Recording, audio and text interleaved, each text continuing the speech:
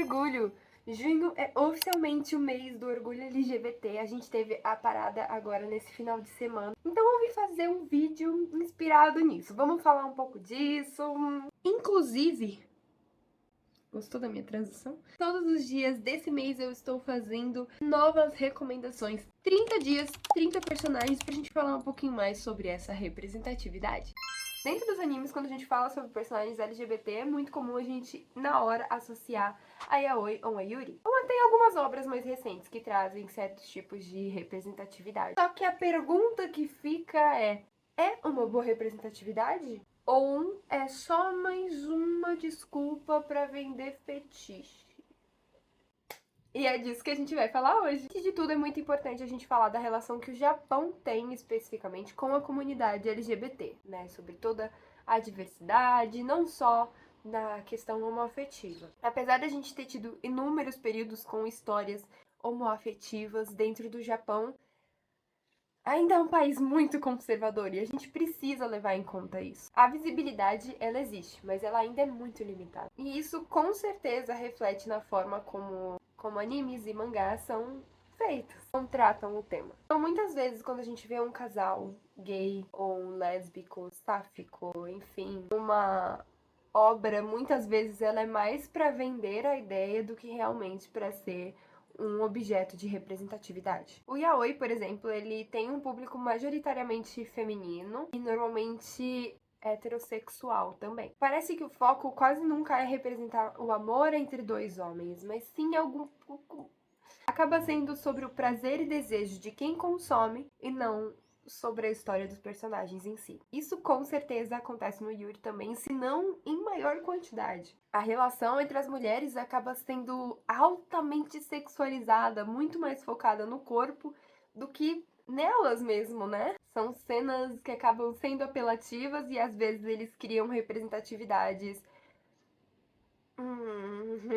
complexas, complicadas, bem complicadas mesmo, né? Eu li um pouquinho sobre a origem do yaoi e do yuri, de acordo com a Academia Brasileira de Artes, a ABRA. Aparentemente o gênero foi popularizado durante o século XX, antes disso não usavam esses termos específicos para falar de obras com esse tipo de temática, mas já existiam obras assim, só que não necessariamente se encaixavam no yaoi ou no yuri. Aparentemente isso tem muito a ver com a ascensão do shoujo, mas também não tem um consenso específico da onde surgiu, como surgiu, enfim.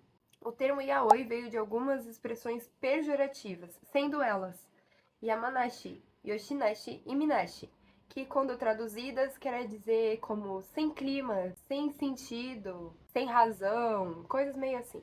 Os críticos, eles utilizavam essas palavras para dizer mangás que não eram apropriados, muito mais ligados para fetiche e tudo mais, mesmo que não tivesse o fetiche envolvido em si. Se fosse uma história de amor, eles usavam esse tipo de termo e aparentemente a palavra yaoi veio disso. As terminologias BL ou GL surgem ali nos anos 90 e a partir daí que realmente uma coisa leva a outra. Já a palavra yuri significa lírio, que eu achei muito bonitinho. Apesar de ser um nome muito comum no Japão, é altamente associado ao Girls Love, né? Então, a garota se amando. Isso surgiu em 1976, mas o termo só foi popularizado depois, porque um autor, não vou lembrar o nome dele agora, que era editor da revista Barazuco, usou um termo para falar sobre as leitoras, e era uma revista exclusivamente gay, tipo, sobre temáticas gays. E ele usou algum tipo de termo ligado a Yuri para as leitoras, chamando elas de lírios, e a partir daí meio que pegou. Não existe um momento exato onde surgiu as primeiras obras yaoi yuri, entretanto a gente tem uma específica que é super famosa, que é um exemplo pioneiro, que se chama, e eu vou ter que ler porque, né, Yaneura no Nishoujo, de Nobuko Yoshiya, e se tratava de um romance lésbico. Então, visto como um dos grandes pioneiros do Yuri. No Japão, muito do que se determina shounen, shoujo, enfim, tem a ver com as revistas onde são lançados. E isso não é diferente com o yaoi ou o yuri. De acordo com esse artigo da Abra, no caso do yaoi, a primeira revista foi a June, lançada em 1978. Já a primeira revista dedicada ao yuri demorou muito mais tempo para surgir, sendo lançada somente em 2003 com o nome de Yuri Shimai. Um ano depois, a revista foi reformulada e passou a se chamar de Comic Yuri Hime. Dentro do yaoi e do yuri, a gente tem alguns termos como seme e uke, que seria tipo ativo e passivo, e o hiba, que seria o meio termo. No yuri nós temos o tachi e o neko, e a gente tem também takoshi, tashi ou nekotashi para o que seria um pouco entre todos. Mas eu acho que justamente a necessidade de ter palavra especificamente para yaoi e yuri só prova todo o meu ponto. Não tem problema obras mais 18. Não é sobre isso. Não, não, não, não, não, não, não. Mas é muito interessante como o fetiche acaba sempre sendo envolvido e feito para pessoas heterossexuais.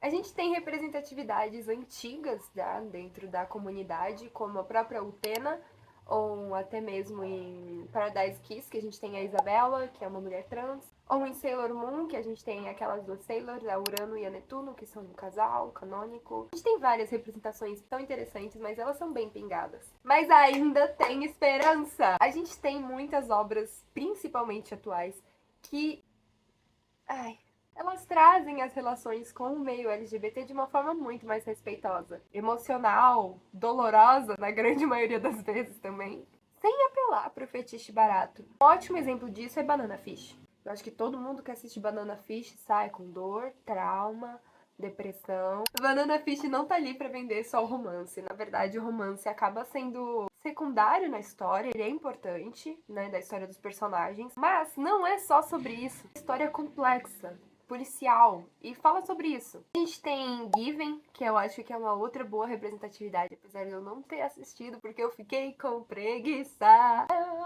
Mas todo mundo me fala pra assistir. Todo mundo fala que é uma graça, que eles são muito fofos, lá, que mostra muito o carinho dos dois personagens, conforme a história ela é sendo desenvolvida. Yuri on Ice, eu acho que é um ótimo exemplo. Eu amo muito Yuri on Ice. Ou até obras ainda mais atuais, como O Cara Que Eu Estava Afim Não É Um Cara.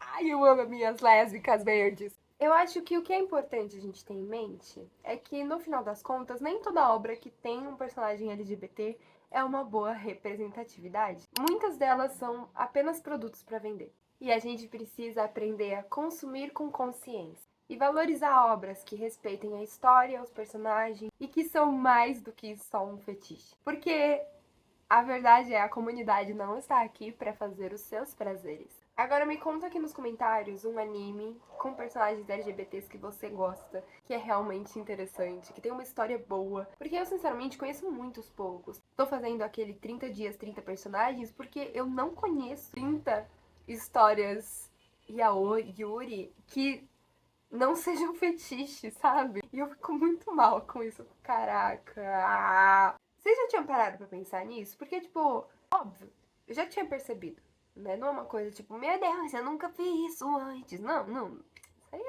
é história. Quem fala que não é história, porque é um bebê que acabou de chegar no mundo. Mas é muito interessante. Quando eu fui fazendo o roteiro desse vídeo, eu fui percebendo como o buraco é muito mais embaixo, sabe? São muitas camadas. Temos muitas problemáticas, igual entre tantos gêneros de anime. Vamos ser sinceros.